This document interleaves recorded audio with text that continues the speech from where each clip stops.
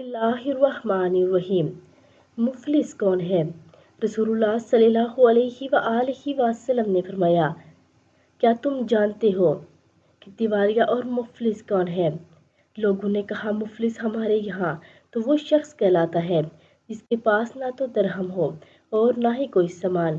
تو آپ صلی اللہ علیہ وآلہ وسلم نے فرمایا کہ میری امت کا مفلس اور دیوالیہ وہ ہے جو قیامت کے دن اپنی نماز، روزہ اور زکوٰۃ کے ساتھ اللہ کے پاس حاضر ہوگا، اور اس کے ساتھ اس نے دنیا میں کسی کو گالی دی ہوگی، کسی پر تہمت لگائی ہوگی، کسی کا مال کھایا ہوگا، کسی کو ناحق قتل کیا ہوگا، کسی کو ناحق مارا ہوگا، تو ان تمام مظلوموں میں ان کی نیکیاں بانٹ دی جائیں گی، پھر اس کی نیکیاں ختم ہوں گی اور مظلوموں کے حقوق باقی رہیں گے، تو ان کی غلطیاں اس کے حساب میں ڈال دی جائیں گی اور پھر اسے جہنم میں گھسیٹ کر پھینک دیا جائے گا۔